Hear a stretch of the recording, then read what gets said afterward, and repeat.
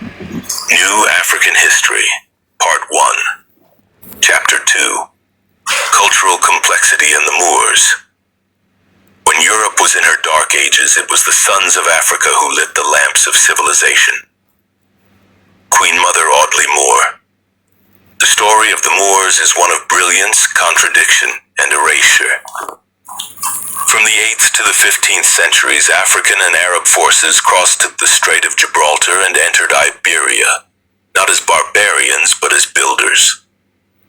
For more than 700 years, the Moors ruled parts of Spain and Portugal, founding universities, hospitals, and observatories. In Cordoba, Granada, and Seville, streetlights burned while London lay in mud and filth.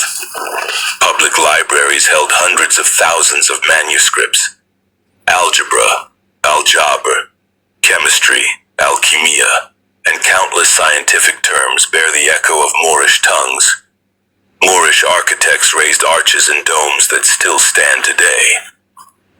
Their engineers brought aqueducts and fountains to parched lands. Yet the European imagination could not reconcile this reality. To admit African mastery would collapse the myth of white superiority that was already forming in the minds of rising monarchs. Thus began a campaign of deliberate forgetting. The dark faces on frescoes repainted fair.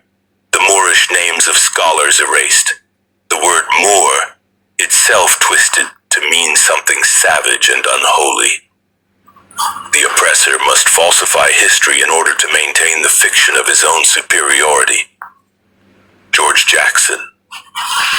When Ferdinand and Isabella expelled the Moors in 1492, the same year Columbus sailed west, Europe celebrated what it called reconquest. But beneath the pageantry of Christian victory lay the seeds, of a new order, one that would soon project its hunger outward. The knowledge stolen from Africa and the East became Europe's weapon, fueling the very ships that would later carry Africans into bondage. Some Moors, stripped of empire and faith, were enslaved. Others assimilated into the European world that despised them. Yet their legacy, mathematics, architecture, philosophy, remained like fingerprints Europe could never fully scrub away. The same hands that once built palaces in Granada would one day build plantations in Georgia. The lesson is cruel but clear. When power shifts without principle, brilliance can become bondage. The Moors' fall shows that technology without liberation serves empire, not the people.